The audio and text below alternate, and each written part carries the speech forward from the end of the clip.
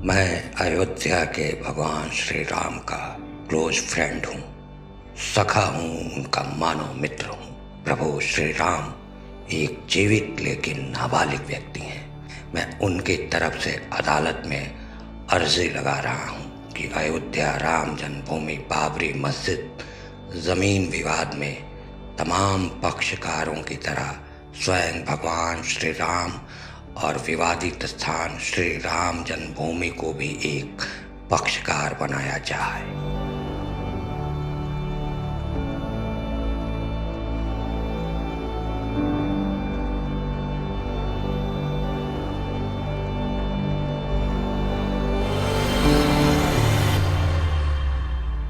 एक जून 1989 को उत्तर प्रदेश के इलाहाबाद हाई कोर्ट यानी अब के प्रयागराज हाई कोर्ट में एक अर्जी लगाते हुए यही दलील पेश की गई थी।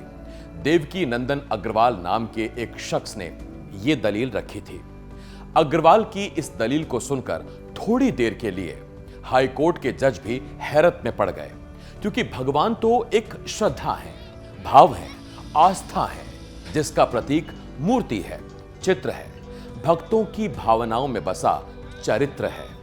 मुश्किल यह थी कि अदृश्य भगवान को या भगवान की मूर्ति को या भगवान के जन्मस्थान को एक व्यक्ति कैसे मान लिया जाए और कैसे भगवान पर इंसानी कानून लागू किया जाए। लेकिन देवकी नंदन खुद इलाहाबाद हाई कोर्ट के रिटायर्ड जज थे और उनका जुड़ाव विश्व हिंदू परिषद के जरिए राम मंदिर आंदोलन से भी था। ऐसे में उन्होंने अयोध्या जमीन विवाद को लेकर एक ऐसे कानून का हवाला दिया जिस कानून के प्रहार से अदालत में सारा का सारा मामला ही उलट पुलट गया। यह कानून था 1888 यानी ब्रिटिश काल का।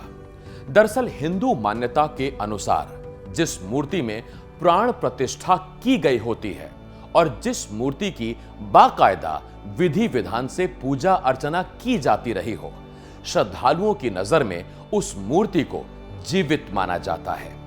प्राण प्रतिष्ठा का सामान्य अर्थ होता है किसी मूर्ति में प्राण डालकर उसे प्राण युक्त कर देना, यानी सजीव बना देना। दिलचस्प यह है कि हिंदू समुदाय की इसी मान्यता को 1888 यानी ब्रिटिश भारत के समय ही कानूनी मान्यता मिली हुई है। भारत की न्याय प्रक्रिया संहिता की धारा 32 के मुताबिक किसी स्थान पर विराजमान मूर्ति को एक कानूनी इकाई यानी कि एक सजीव व्यक्ति माना जाता है।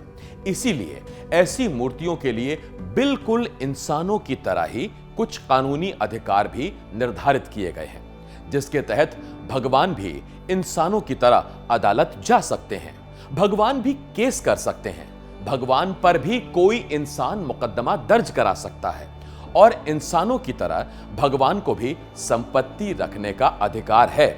लेकिन यहां एक पेच है और वो ये कि अदालती लड़ाई में देवताओं को हमेशा एक नाबालिग व्यक्ति माना जाता है, बिल्कुल वैसे ही जैसे न्यायिक प्रक्रिया में 18 साल से कम उम्र के किसी बच्चे को नाबालिग माना जाता है।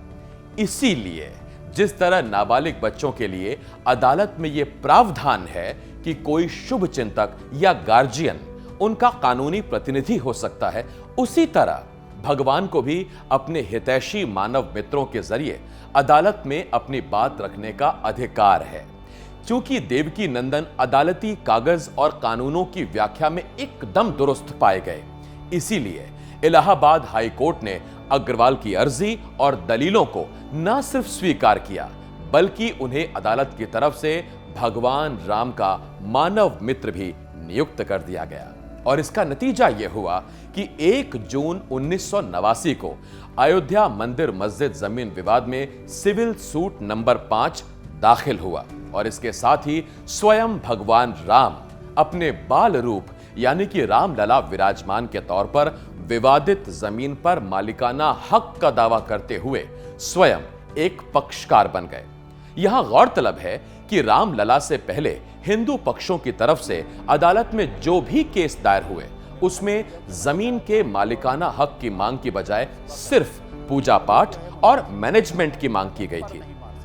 और यही इस मुकदमे की सबसे कमजोर कड़ी थी, जिसकी वजह से हिंदू पक्षकारों की तरफ से दायर तमाम मुकदमे अदालत में कमजोर साबित हो रहे थे। और कानून के इसी पेच को सुलझाने के लिए देवकीनंदन अग्रवाल ने इलाहाबाद हाई कोर्ट में खुद रामलला का मानव मित्र बनकर स्वयं रामलला को इस केस में एक पक्षकार बनाए जाने की पहल की थी। और विश्व हिंदू परिषद के नेता अशोक सिंघल ने राम मंदिर आंदोलन से जुड़े भारत के पूर्व अटॉर्नी जनरल लाल नारायण सिन्हा और देवकीनंदन अग्रवाल के साथ सलाह मशविरा कर रामलला को अदालत में एक पक्षकार बनाए जाने का प्लान तैयार किया। और इसके पीछे उनका मकसद था कानून के एक तीर से दो शिकार साधने का। प्लान के मुताबिक रामलला का प्रतिनिधि बनकर अग्रवाल ने सबसे पहले आस्था के आधार पर लड़ी जा रही इस अदालती लड़ाई को संपत्ति की लड़ाई में तब्दील करने में कामयाबी हासिल की। साथ ही रामलला के स्वयं ही एक पक्षकार बन जाने से यह मुकदमा 1963 के लॉ ऑफ लिमिटेशन यानी परिसीमन कानून के दायरे से खुद ब खुद बाहर आ गया। दरअसल मुस्लिम पक्ष के पास इस मामले में सबसे मजबूत औजार था लॉ ऑफ लिमिटेशन यानी कि परिसीमन कानून। 1963 का लॉ ऑफ लिमिटेशन कानून किसी विवाद में पीड़ित पक्ष के दावा जताने की समय सीमा तय करता है। परिसीमन कानून के हवाले से मुस्लिम पक्ष की दलील यह थी कि सदियों से वो विवादित जगह उनके कब्जे में है और इतना लंबा अरसा गुजर जाने के बाद हिंदू पक्षकार इस पर दावा नहीं कर सकते। लेकिन रामलला के स्वयं एक पार्टी बनने से इस मामले में परिसीमन कानून के तहत आने वाले तमाम कानूनी अड़चनों से हमेशा के लिए छूट मिल गई, क्योंकि अब पीड़ित पक्ष भी स्वयं भगवान ही थे और राम जन्मभूमि की जमीन पर दावा करने वाले पक्षकार भी स्वयं भगवान ही थे। और कानून की नजर में भगवान एक ऐसे जीवित व्यक्ति माने गए हैं जिनकी कभी मृत्यु नहीं होती है। लेकिन 8 अप्रैल 2002 को भगवान के मानव मित्र देवकीनंदन अग्रवाल की मृत्यु हो गई, जिसके बाद रामलला विराजमान ने प्रोफेसर टीपी वर्मा को कोर्ट में अपना अगला मानव दोस्त बनाया और टीपी वर्मा के बाद त्रिलोकीनाथ पांडे रामलला का अगला मानव मित्र बनकर कोर्ट में नाबालिग रामलला विराजमान का प्रतिनिधित्व करते रहे। और अलग अलग समय में रामलला के ये तीनों मानव मित्र इस मुकदमे की सुनवाई के दौरान जब कोर्ट में मौजूद होते थे तो अदालत ये मानती थी कि स्वयं रामलला अदालती कार्रवाई में हिस्सा ले रहे हैं। इस तरह अपने इन 3 मानव मित्रों को प्रतिनिधि बनाकर स्वयं भगवान श्री राम अपने शिशु रूप रामलला विराजमान के तौर पर अपना मुकदमा इलाहाबाद हाई कोर्ट से लेकर सुप्रीम कोर्ट तक लड़ रहे थे और आखिर में सुप्रीम कोर्ट में निर्मोही अखाड़े और सुन्नी वक्फ बोर्ड को मात देते हुए इस केस को जीतने में कामयाब हुए थे। खास बात यह है कि सुप्रीम कोर्ट के इस फैसले का सबसे मजबूत आधार इलाहाबाद हाई कोर्ट में भगवान के मानव मित्र देवकीनंदन द्वारा दाखिल वही सिविल सूट नंबर 5 बना था, जिसके जरिए इस केस में स्वयं रामलला की एंट्री एक जीवित नाबालिग व्यक्ति के तौर पर हुई थी।